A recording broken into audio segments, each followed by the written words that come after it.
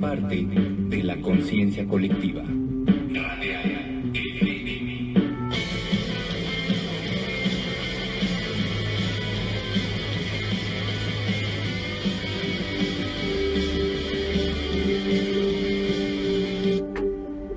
Hola, ¿cómo están, queridos radioescuchas? Soy la doctora Lisbeth Xochitl Padilla Sanabria.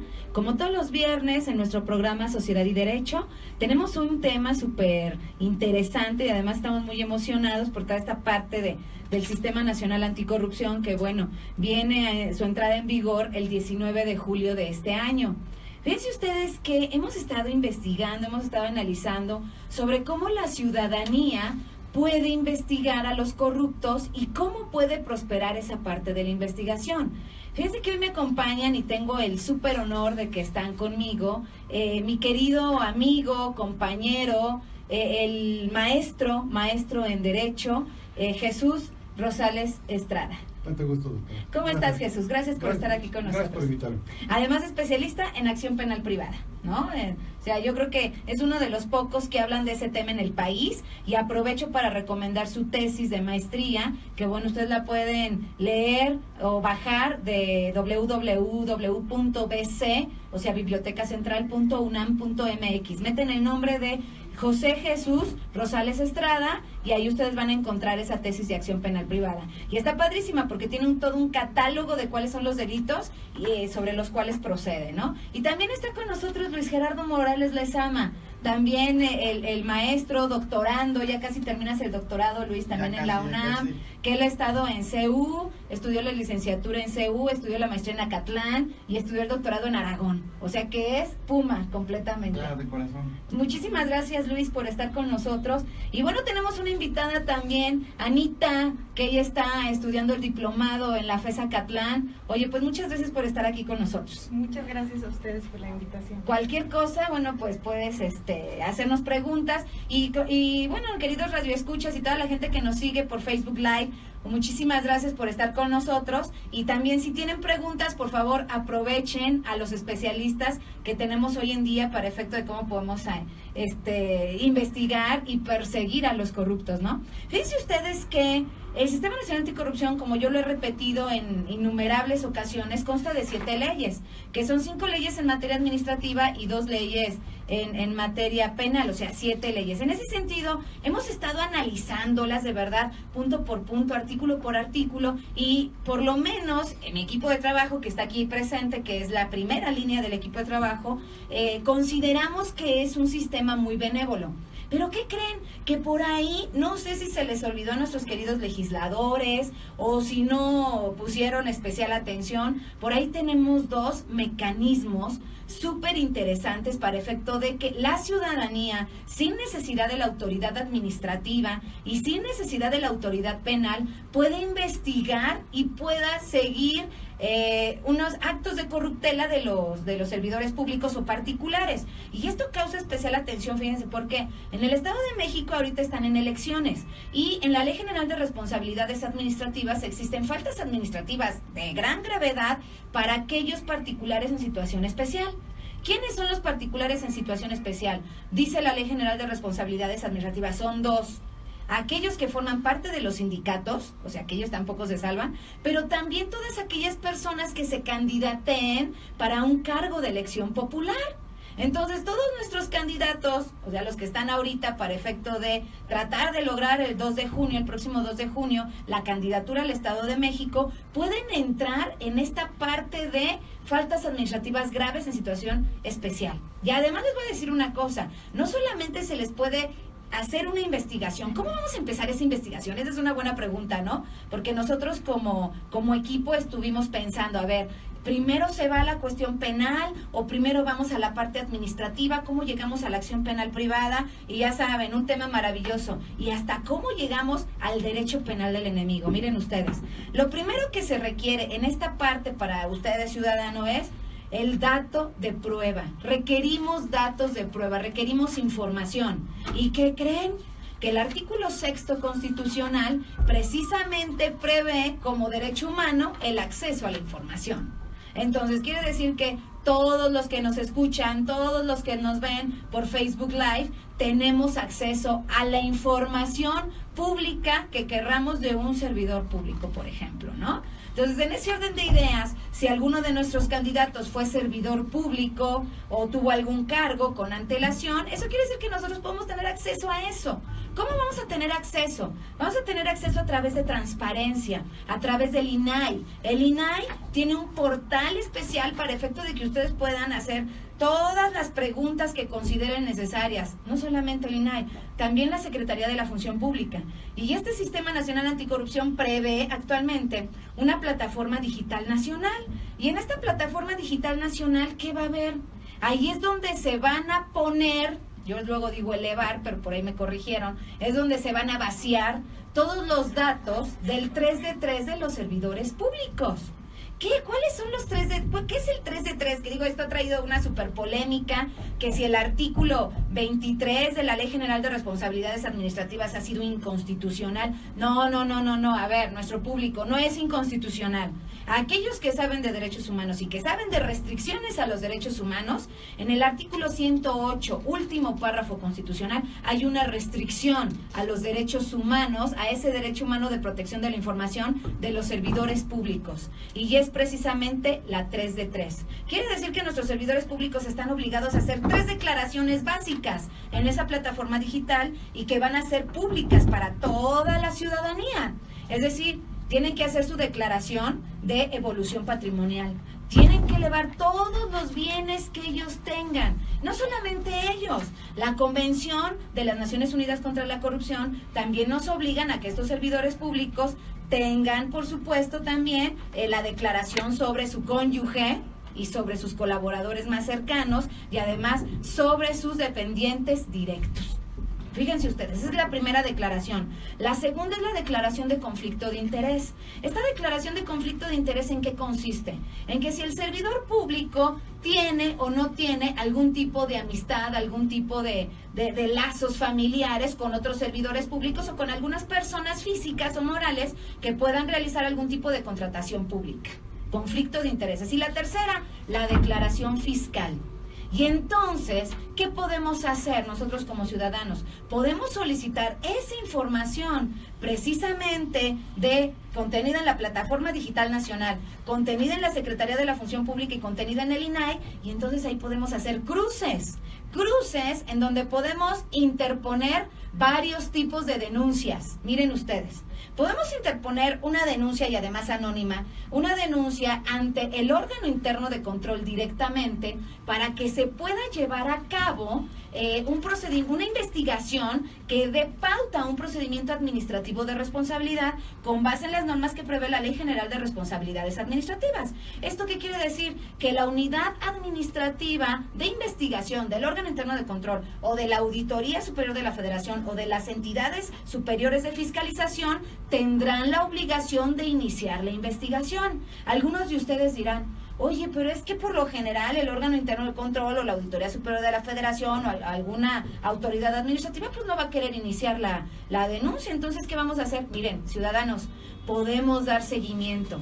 Déjenles doy una buenísima noticia. En la Ley General de Responsabilidades Administrativas se prevé un recurso, sí, un recurso administrativo, que es el recurso de reclamación. Si a mi ciudadano no hace la investigación como yo considero y tomando en cuenta los datos de prueba que yo ya le presenté en mi denuncia al órgano interno de control o a la Auditoría Superior de la Federación, puedo interponer el recurso de reclamación. Es un recurso administrativo que se interpone ante la misma autoridad y ésta se tendrá que pronunciar sobre el mismo, sobre su resolución. Ahora, supongamos que nos lo resuelve mal. Nos dice, ¿sabes qué? Pues no hay datos de prueba, y entonces en ese sentido, pues no se inicia la investigación. ¿Qué creen? Podemos irnos al procedimiento contencioso administrativo ante el Tribunal Federal de Justicia Administrativa. Entonces, no la tienen nada fácil los corruptos. Tenemos todos los aditamentos legales para poder llegar. ¿Qué otro tipo de denuncia podemos hacer? Podemos hacer una denuncia penal, si lo consideramos también. ¿Ante quién? Ante las Fiscalías Especializadas Anticorrupción. Depende. Si es materia federal, pues nos vamos a la FEA, ¿no? A la Fiscalía Especializada Anticorrupción. Y si no, pues nos vamos a la parte local, a las Fiscalías Especializadas de los estados. Pero también nos podemos ir a la UIF. ¿Saben qué es la UIF? La Unidad de Investigación Financiera. ¿sí? En donde la Secretaría de Hacienda tendrá que entrar directamente a fiscalizar cuentas bancarias de los servidores o exservidores públicos. Recuerden ustedes que hay que checar las prescripciones, pero las faltas administrativas graves prescriben en 7 años y los delitos, bueno, pues algunos prescriben en 3, algunos prescriben en 1 año, depende del tipo de delito, ¿no? La mínima y la máxima, ustedes saben, la media aritmética y la prescripción.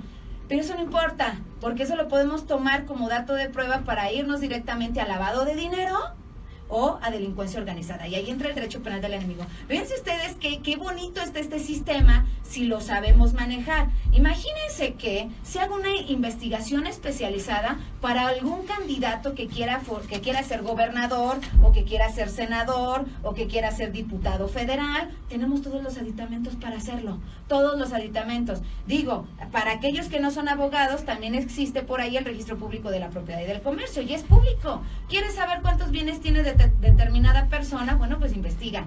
Lo podemos hacer.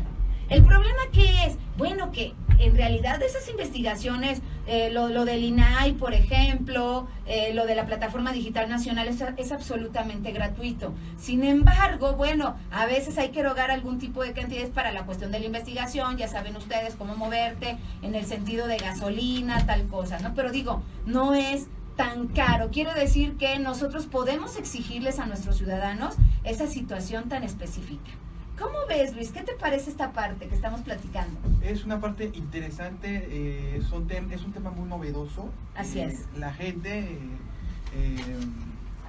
desconoce este tipo de temas. Hasta nuestros abogados, ¿no? Claro, toda la comunidad de abogados, bueno, muchos desconocemos o se desconoce el tema. Sin embargo, es un procedimiento que todos y cada uno de nosotros lo tiene a la mano para cuando nosotros queremos conocer a algún candidato, algún presidente municipal, algún servidor público en específico, pues tenemos al alcance todas estas herramientas para poder saber y conocer a este funcionario público. Sí, claro, mira, yo la verdad, yo desconozco si aquellos que realizaron o que conformaron el Sistema Nacional Anticorrupción conocían la acción penal privada, porque no se habla de acción penal privada en nada del Sistema Nacional Anticorrupción. Sin embargo, eso lo tenemos en el párrafo segundo del artículo 21 constitucional y en el Código Nacional de Procedimientos Penales. Y entonces, como el Sistema Nacional Anticorrupción es multidisciplinario, absolutamente multidisciplinario, entonces en ese sentido podemos echar mano, podemos agarrar mano, ¿no? Que es lo que muchos de nuestros abogados no han entendido. Perdón, ahorita la especialización es multidisciplinaria, ¿no? Entonces tenemos que agarrar, tenemos que conocer de diversos procedimientos para efecto de que nosotros podamos llegar al fin. Y si la norma no lo da, y ahorita de eso nos va a hablar Jesús, bueno, pues tenemos la convencionalidad y tenemos todo el show, ¿no? Anita, ¿tú cómo ves? ¿Qué te parece todo este tipo de procedimiento? Es muy novedoso, ¿no? Para ustedes como estudiantes, por ejemplo. Claro, de hecho, la convencionalidad nos está dando el parámetro, la pauta, sí, ¿no? La pauta y para eso. Yo creo que es un gran avance. Es un gran avance, la verdad que ahorita estamos entrando en un derecho neoliberal. Para entender el derecho neoliberal hay que entender el neoliberalismo. Teoría de sistemas, que yo he sido infinitamente criticada en ese sentido, ¿no? Pero teoría de sistemas nos sirve para saber que aunque nosotros querramos dejar de lado cualquier tipo de norma jurídica, el mismo sistema la va a integrar. O sea, lo siento, si no querían meter delincuencia organizada y si no querían meter acción penal privada del Sistema Nacional Anticorrupción, jaja, ¿qué crees? Que lo podemos meter. ¿De acuerdo al procedimiento que estamos hablando? Que ahorita Jesús nos lo va a detallar más a fondo, ¿no? Bueno, miren ustedes, vamos a terminar con este bloque. Yo quiero mandar saludos a Anita, Ana María Rodríguez, que seguramente nos está escuchando. Anita, muchas gracias por las tarjetas de presentación. Ya lo subí a mi Facebook, lo hice públicamente a David.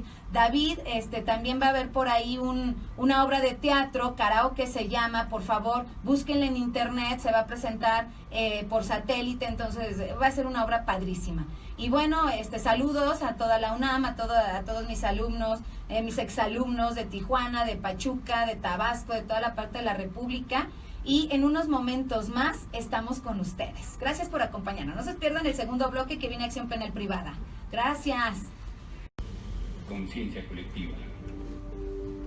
Hola, ¿cómo están? Qué bueno que nos sigan acompañando. Pues ya estamos aquí en el bloque 2, ¿no? De todo este tema padrísimo de cómo investigar a los corruptos, cómo perseguirlos, ¿no? Y cómo sacar información de ellos sin las autoridades administrativas y sin las autoridades penales. Y bueno, lo prometido es deuda. En este bloque vamos a hablar a detalle a la procedencia en lo que es delitos que se comentan dentro del Sistema Nacional Anticorrupción.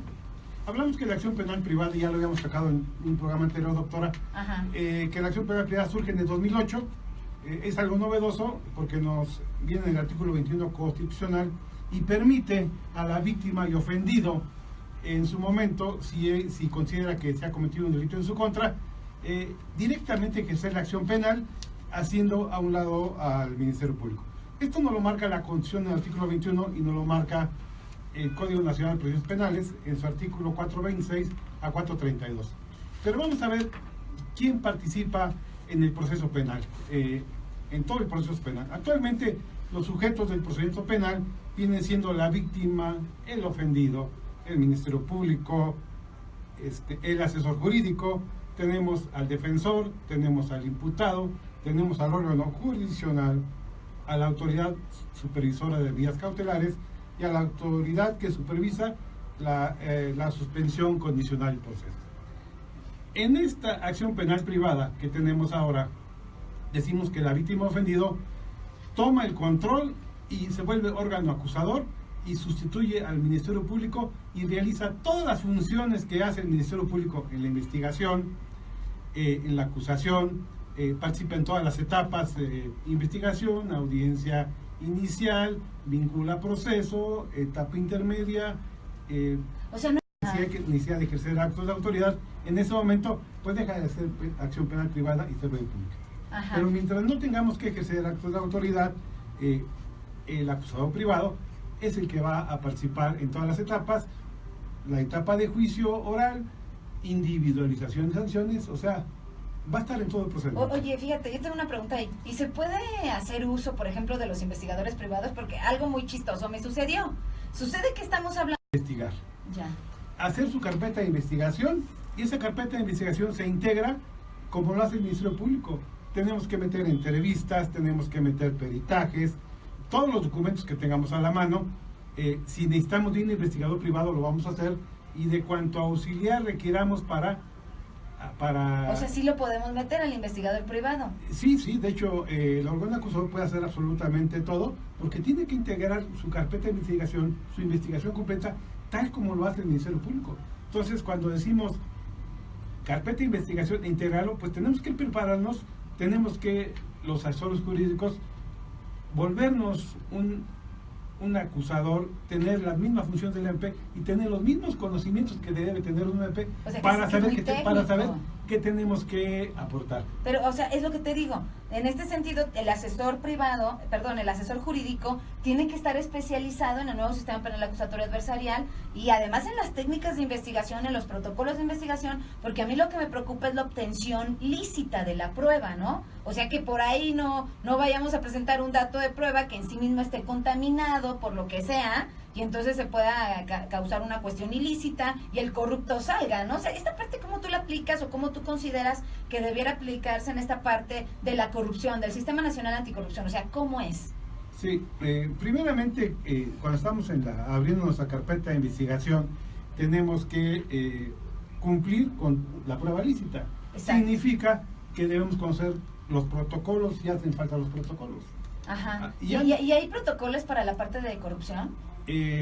O sea, no tenemos protocolos para la prueba lícita, cómo debe ser un dictamen pericial, cómo debe ser un examen médico. Cada prueba que tenemos que ajustarla a los protocolos que ya existen. Entonces hay protocolos internacionales, y si no tenemos protocolos internacionales y no existen protocolos, pues nos vamos a los conocedores de la arte o ciencia de cómo se está haciendo tal o cual. Por decir una pieza que sea antigua, pues debe tener sus protocolos en la gente especializada. Pero para la obtención de documentación en transparencia, ¿tú querías hacer una pregunta? Un ejemplo claro son las nuevas tecnologías. Por ejemplo, el Facebook podría, en un caso de trata de personas, por ejemplo, un delito de esa índole, el Facebook, las redes sociales podrían ser como medio de prueba, y había algún protocolo que seguir para que eso pudiera llegar a juicio oral como prueba. Cuando no hay más, tenemos usos y costumbres. no hay más, si todos usamos la tecnología, lo usamos. Pero antes de continuar, me gustaría a mí decir qué es un particular. Ok, vamos a ver qué es un particular. O sea, un ciudadano que está preocupado por la corrupción es un particular. Sí, para allá vamos. Ok. En la acción penal privada se considera particular a toda víctima o ofendido. ¿Qué quiere decir esto? Si yo me siento afectado por un delito, la corrupción, ya sea que yo vea un servidor corrupto, o como ciudadano me afecta, yo sé que hay corrupción y me afecta, y ya sea que yo tenga los datos de prueba o que pueda acceder a transparencia para traerlos. Pero, oye, ¿qué es un particular? Un particular es cualquier persona común y corriente que se sienta afectada por un delito. Cualquier persona moral que se sienta afectada por un delito. Es importante saber que la institución pública, o sea, la dependencia de gobierno de cualquier nivel, cuando están en un proceso penal son víctimas, son ofendidos y están en calidad de particulares, y sobre todo cuando estamos hablando de un delito, en el delito siempre hay una víctima, ofendido, y un imputado. Oye, y la víctima y ofendido siempre va a ser particular, no importa que sea dependencia de gobierno, llámese la dependencia que sea, porque hay todos decimos el particular es la persona, espérame, no, el particular debemos entenderlo en la acción penal privada, como toda víctima ofendido, sin importar su rango, persona, sociedad, institución de gobierno, nacional o internacional. Oye, pero fíjate que a mí me han hecho esa pregunta muchos, y yo creo que todos nuestros radioescuchas y la gente que nos está siguiendo en Facebook Live dicen, ok, sí, todos somos particulares, pero ¿en qué tipo de delitos procede la acción penal privada?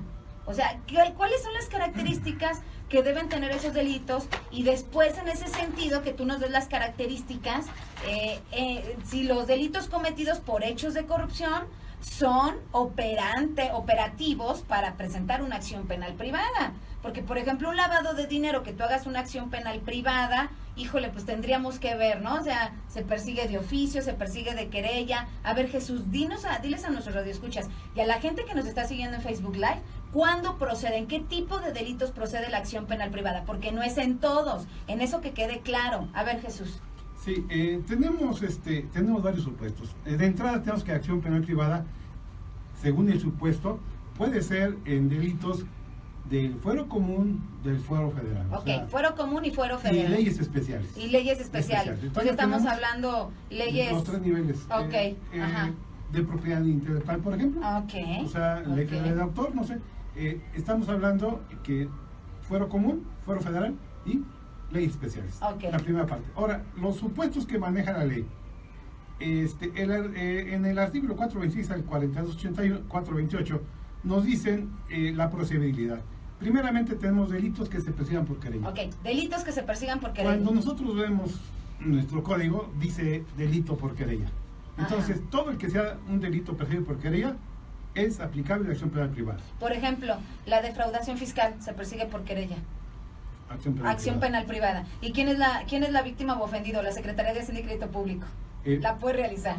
Bueno, de entrada, pero tenemos que ver ahí, tenemos que tener un criterio amplio. ¿Por qué? Porque yo como ciudadano, si veo que un funcionario público es corrupto, soy parte de la sociedad y me afecta a mí como sociedad. Y tú, o sea, no solamente la Secretaría de Hacienda y Crédito Público, sino tú también lo puedes hacer. Pues si soy ciudadano y me afecta, porque claro que me afecta. Entonces, oye, Jesús, tengo que hacerlo valer. Perdón que te corte ahorita, se nos acaba el tiempo en este segundo bloque. Regresamos al tercer bloque para que nos detalle más Jesús sobre qué delitos procede y sobre qué delitos no procede. ¿Les parece? Y bueno, pues insisto, saludos a todo el mundo, por favor. Denle like a mi fanpage Lisbeth Xochitl Padilla Sanabria, suscríbanse a nuestro canal de YouTube Jesús Rosales, ahí estamos subiendo todo lo que nosotros estamos trabajando en este sentido del Sistema Nacional Anticorrupción desde la perspectiva fiscal, administrativa y penal. Nos vemos en el tercer bloque, síganos por favor en Facebook Live, gracias a nuestros radioescuchas. Hola, nuestros queridos radioescuchas, toda la gente que nos sigue en Facebook Live. Gracias por seguir con nosotros con estos temas padrísimos desde la perspectiva jurídica y además que estamos con los mejores especialistas en este sentido. Oigan, bueno, les recuerdo, ¿no? ¿Quién soy? Porque decir, ¿quién está hablando? Bueno, soy yo, la doctora Lisbeth Xochitl Padilla Sanabria, por favor, a sus órdenes. Luis, por ahí tenemos, Luis y Anita, tenemos algunos comentarios en Facebook Live. por favor nos los pueden hacer llegar. Saludos a mi querido amigo Sergio Salgado, ya leí tu comentario, amigo querido, qué bueno que me estás escuchando, te lo agradezco infinitamente. A ver, Luis, ¿quién nos manda comentarios? Claro que sí, hay muchos comentarios. Saludos al licenciado Xochitl de Labra. Xochitl, de allá de Tijuana. Hola.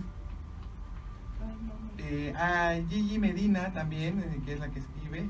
Mi prima, ¿cómo estás? Rubí Avilés. Rubí, que bueno, no pudo venir hoy, le mandamos un saludo a Rubí. Amiga, qué bueno que escribiste.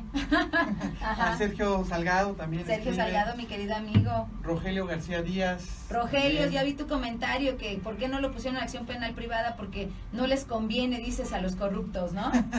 Javier Rodríguez. Javier Rodríguez desde Pachuca también ahí.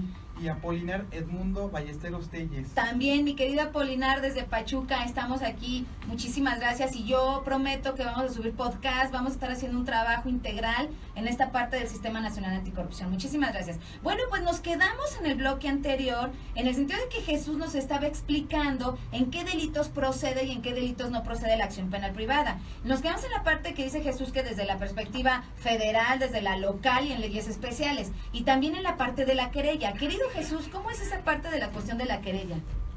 Sí, cuando vemos nuestro código o la parte de delitos de leyes especiales, nos habla la procedibilidad. En este caso, si ahí dice que es por querella, es un delito a que le podemos aplicar la acción penal privada. Perfecto. Hay otros delitos, y nos lo marca claro el Código Nacional de Procedimientos Penales, que dice que la acción penal privada es procedente contra delitos cuya pena no exceda de 3 años de prisión. Okay. Este es importante, estos 2 puntos, porque desde el proyecto o dictamen del Código Nacional de Procedimientos Penales, la Suprema Corte de Justicia de la Nación y todo aquel que habla de la acción penal privada dice que es una excepción, que no debemos tomarlo en cuenta, que no tiene importancia, y básicamente le enfocan a delitos por querella o delitos que no excedan pena de 3 años de prisión. Okay. Y de hecho, cuando uno promueve la acción penal privada, los jueces tienden a desechar absolutamente todo, pero nosotros no podemos detenernos ahí. ¿Por qué? Porque tenemos... O sea, ¿le tienen miedo a la recursos. acción penal privada a nuestros jueces? ¿O qué pasa? ¿O por qué no la quieren admitir? ¿O por qué no viene por la investigación del Ministerio Público? O sea, ¿qué es lo que sucede? Porque a mí eso se me hace terrible, Jesús. A ver, ¿por qué no la aceptan? Sí, por 2 razones. Porque están acostumbrados a que el Ministerio Público sea el que actúe. Claro. Porque no, el Ministerio Público pues no quiere que pierda su poderío que tiene. Bueno, ¿sí? desde que la Secretaría de Crédito Público puede hacer investigaciones en materia financiera, del ámbito penal, delitos económicos, pues ya no tiene el monopolio, el MP. Pero Inclusive, también tenemos por falta de conocimiento. La acción penal privada es algo nuevo en México. Es algo nuevo en México. Su origen viene de Alemania. Entonces aquí pues nos llega como una figura novedosa, desconocida, y como no sabemos qué hacer con ella, pues decimos nada más no la admitas. Pero nos vamos a detener ahorita en querella. O sea, los abogados tenemos que ser específicos y cumplir para que prospere en caso de esos delitos por querella o no más de 3 años, ¿sí? La procedibilidad. Que haya una noticia criminal, que se haya cometido un ilícito, que haya un acto de materia penal, ¿sí? Que lo inicie la víctima o el ofendido a través de su asesor jurídico, ¿sí? Que se haga la investigación para tener las pruebas que dan origen al delito, todos los requisitos de procedibilidad que marca el Código Nacional de Procedimientos Penales, que la querella se ajuste a la legislación, ¿sí? Y que tengamos los elementos tipo suficientes para formular una imputación. Entonces ahí es donde tenemos que tener cuidado, tanto en los delitos de querella o aquellos delitos que no tienen, que no pasen de 3 años. Pero eso es lo que nos quieren hacer creer. Tenemos 2 puntos importantes. Ok, escuchen, radio escuchas y nuestros amigos en Facebook Live que tienen un buen de dudas con la acción penal privada. Ya me las han hecho llegar. A ver, ¿qué onda? 2 puntos importantes, ¿cuáles? Sí, el Código Nacional en su artículo 184 nos dice cuáles son las soluciones alternas. ¿Por qué es importante soluciones alternas? Vamos a ver la definición, la definición de acción penal privada, y cuando hablamos de la definición, claramente nos dice para delitos de querella, con pena alternativa, o diferente a la prisión preventiva, o con pena que no excede de 3 años. Pero, ¿y cuál es la penalidad alternativa? Ajá, O sea, exacto. no tenemos una referencia de dónde encontramos eso. En el Código Nacional de Delitos Penales tenemos la pena alternativa y se refiere a dos cosas. Todos los delitos que proceda a acuerdo reparatorio y todos los delitos que proceda a la suspensión condicional del proceso. Entonces, pero cuando hablamos de esos dos artículos, se nos abre una gama enorme de delitos aplicables a esos dos. Entonces, Aunque no sean de querella, o sea, a ver, ahí ya no entendí cómo está. sí, los delitos pueden ser de querella, pueden ser de denuncia, pueden ser de donde vengan, ¿En serio? pero federales, del fuero común o leyes especiales que cumplan con los requisitos, que sea procedente el acuerdo reparatorio y que sea procedente la suspensión condicional del O proceso. sea, puedes iniciar acción penal privada con base en esos dos principios que nos acabas de iniciar. En estos dos de criterios indicar. que nadie usa, técnicamente no conocemos y los jueces tampoco y los abogados tampoco. Pero exactamente. es Ok, ahí ¿y donde cómo hacerle? es ahí donde está el corazón Ajá. de la acción penal privada. ¿Y cómo hacerle? Por ejemplo, que nuestros jueces no nos admiten la acción penal privada, ¿no? O sea, y entonces estamos diciendo, ¿sabes qué, Lío? Podemos utilizar la acción penal privada para efecto de investigar a los corruptos y perseguir a los corruptos en este sentido. Entonces, ¿cómo hacerle, Jesús? O sea, ¿qué es lo que nosotros... Inclusive Ajá. es una figura que en México no está muy explotada. Los operadores jurídicos los Ajá. conocemos bastante, Sí, pero claro. en otros países, por ejemplo, se da la figura de los cazarrecompensas, ¿no? Ah, Porque sí. ellos mismos utilizan estas maquinarias tanto jurídicas, científicas, cómo captar la prueba, cómo hacerla idónea para llegar a la etapa de juicio oral. Aquí en México no está ni... Oye, pero no dudo que vaya a suceder eso, Luis, ¿eh? Claro, que quieran Ya, te ganarse una digo, recompensa de 5 millones A mí de ya pesos. me llegó un mensaje de un investigador privado y me dijo, oye, lo que necesitas, yo te investigo al servidor público que quieras. Ah, caray. ¿Te das cuenta? Así es. Y es una gran diferencia, ¿no? Anteriormente, con el viejo sistema, el monopolio de la acción penal la tenía el Ministerio Público. Ajá. Y nosotros, como en etapa de juicio, no podíamos ofrecer ningún tipo de prueba, ni como abogados postulantes, ni defensores, ni la víctima podía ofrecer ningún tipo de prueba si no es a través del Ministerio Público. Yo creo que sí nos falta madurar en ese sentido, como bien lo dice Jesús. ¿Qué es lo que podemos hacer? Empujar, o sea, empujar. No lo acepta el juez, volvemos, o sea, nos vamos al amparo, ¿no? A ver, tú dilo en ese Claro. sentido. Sí, vamos a ver que el corazón de la acción penal privada, donde realmente tiene su alcance enorme, es en esto, en todos los delitos que proceda acuerdo reparatorio y proceda a la suspensión condicional del proceso. Pero vamos a tocar el primer punto. Primeramente, antes de definir el acuerdo reparatorio, vamos a ver en qué delitos procede. Ajá. Número 1, delitos de querella, Ajá. todos. Ajá. Delitos culposos, todos. Y aquí viene lo importante. Cuando hay un delito que Que no afecte haya el patrimonio Ajá. sin violencia. Ajá. Entonces, todo delito que haya una afectación patrimonial Ujú. para la víctima ofendida, es procedente de la acción penal privada. O sea, y los delitos cometidos por hechos de corrupción entran ahí. Sí, pero algo importante,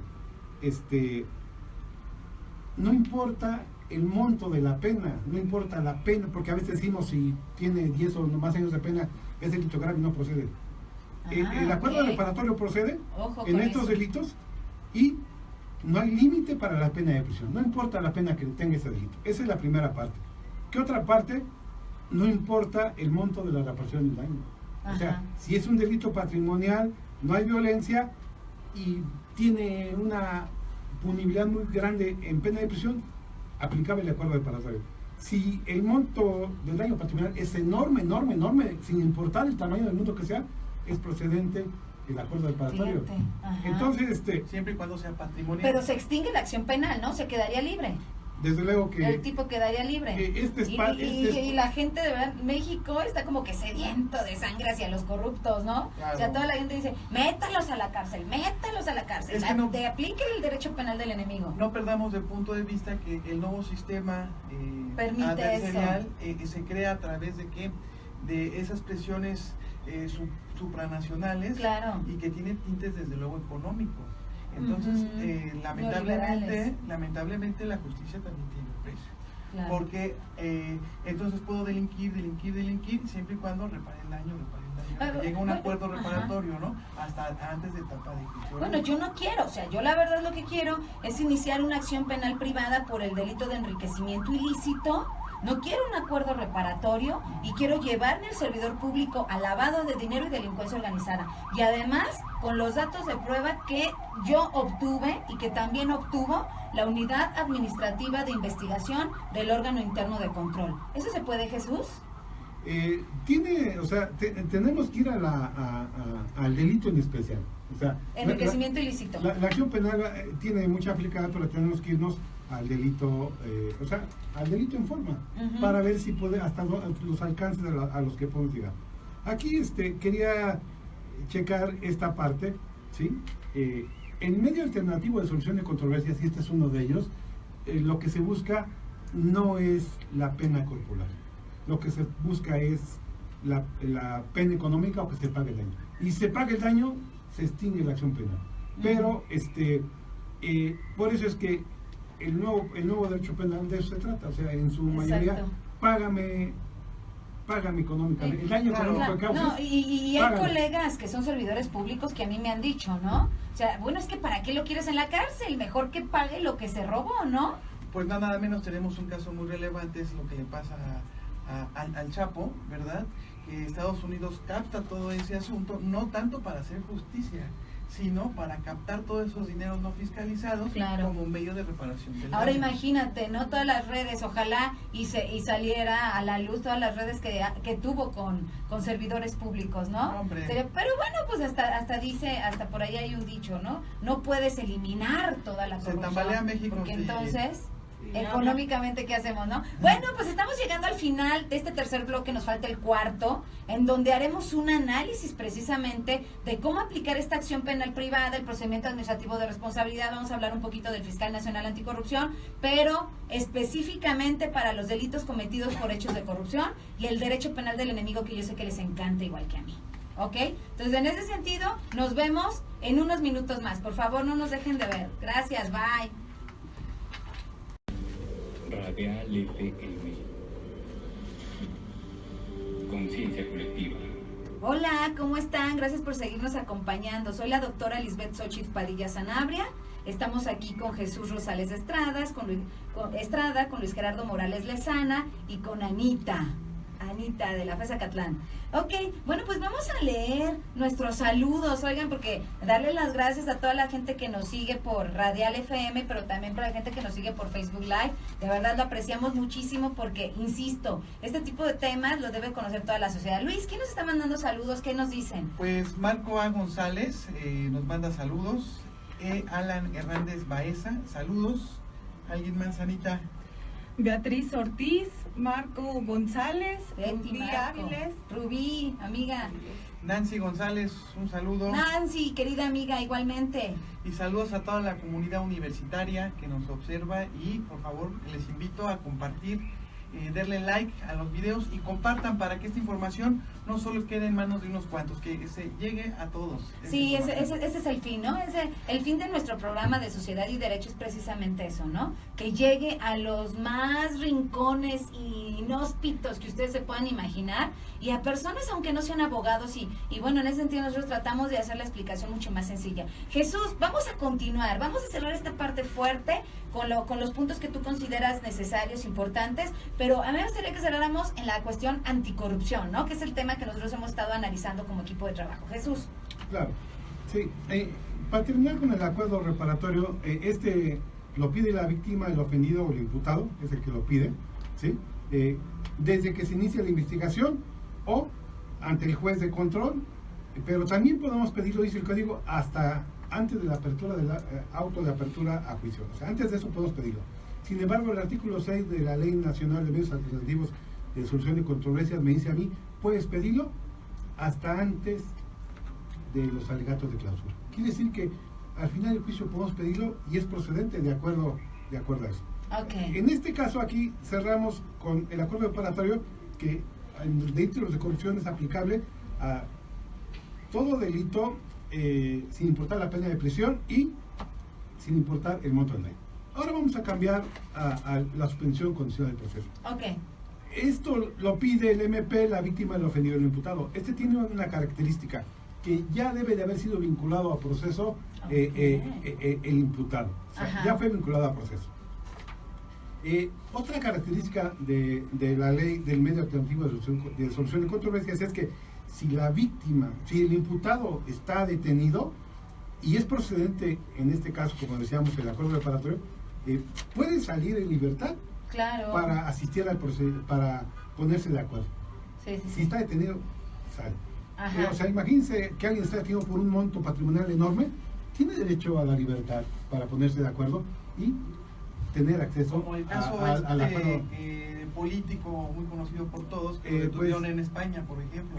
Si es procedente del acuerdo reparatorio, podría salir de la cárcel para atender el acuerdo reparatorio. Por eso este tipo de delitos no los ponen en derecho penal del enemigo. Digo, no quiere decir que yo esté a favor del derecho penal del enemigo y no estoy en el lado oscuro del derecho penal, ¿verdad? Pero digo, a mí me parece que son delitos que sí, de verdad, lastiman mucho a la sociedad, económicamente nos lastiman mucho y están dentro de esta parte de los acuerdos reparatorios, de la suspensión condicional del procedimiento, y si eso se aplica, ¿qué creen?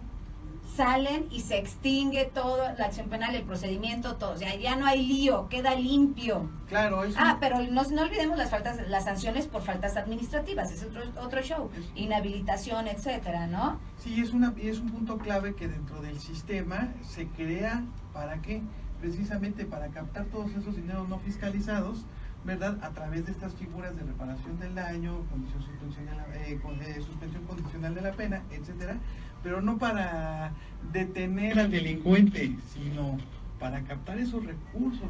Oye, Luis, pero ahí a mí me hace mucho ruido la parte del garantismo de la obtención de la prueba lícita, de la presunción de inocencia, del principio de no incriminación. O sea, realmente este acuerdo del cual nos está hablando Jesús, este acuerdo económico, ¿realmente sí repara el daño total o nada más un poco, ¿no? O un porcentaje. O sea, digo, tampoco no nos vayamos con lo que nos dice la ley. Nosotros, como equipo de trabajo, siempre hemos sido absolutamente críticos de la norma jurídica y multidisciplinarios. Pues a mí me hace mucho ruido esa parte, ¿no, Jesús?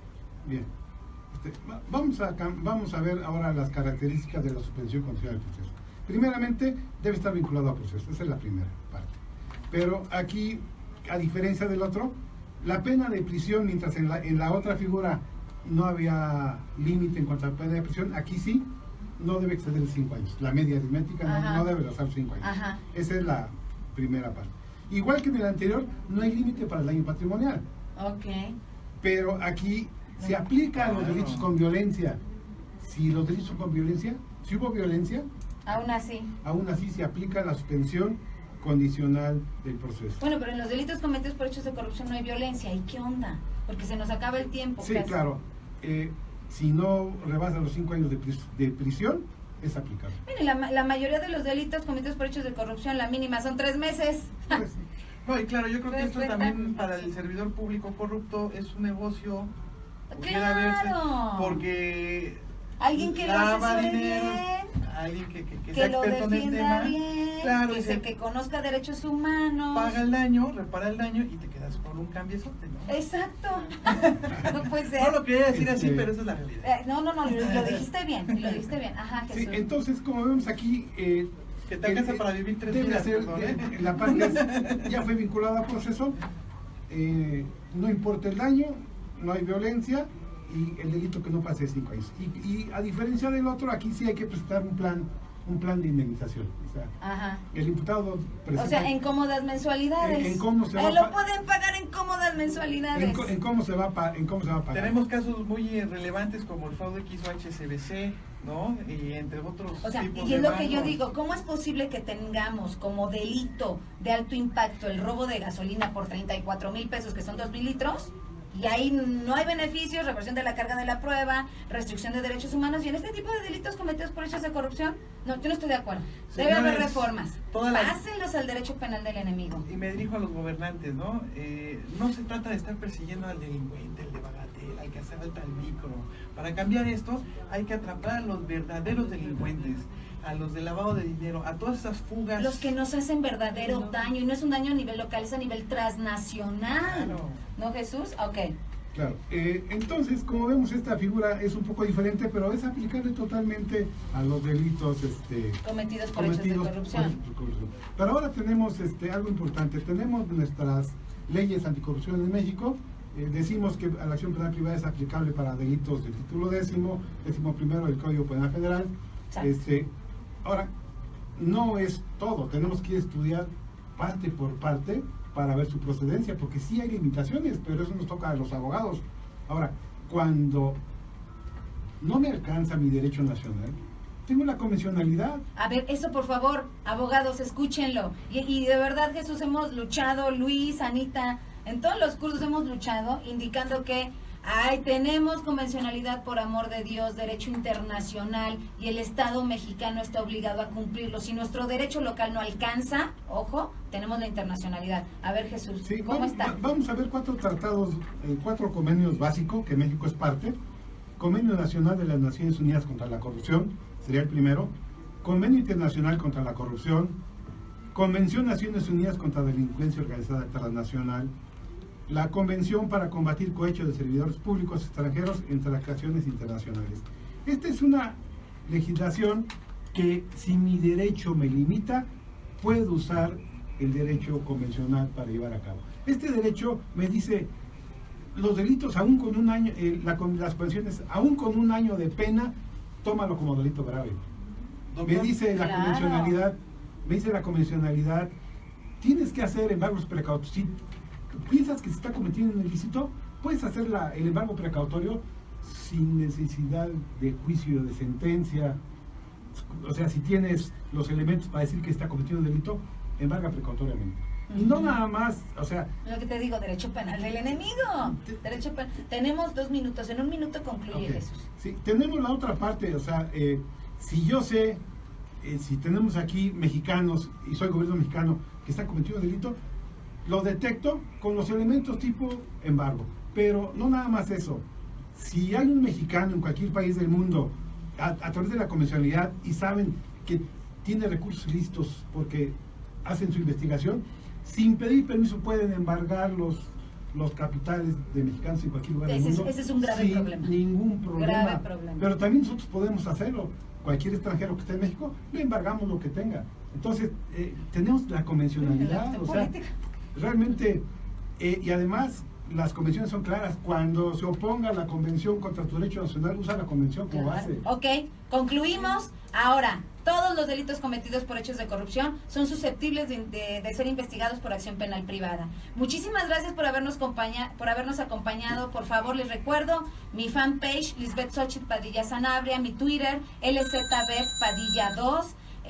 También mi Facebook personal, Liz Padilla. Por favor, ustedes pueden acceder a toda esa parte. Nuestro canal de YouTube, Jesús Rosales. Ahí vamos a subir esto y vamos a subir todo. Ustedes podrán tener acceso a esa parte. También les recomiendo mis libros. Digo, si no los recomiendo yo, ¿quién? Claro. La criminalización, control del enemigo en el México neoliberal, la ley antilavado y delincuencia organizada, lavado de dinero y derecho penal del enemigo. Y esperen las próximas publicaciones que ya se Tienen vienen. 2 libros padrísimos de todo este Sistema Nacional Anticorrupción, desde la perspectiva administrativa y desde la perspectiva penal. Recuerden que la información es poder. Exacto. Y esto es información. Compartan, por favor. Sí, Anita, ¿algo que quieras decir?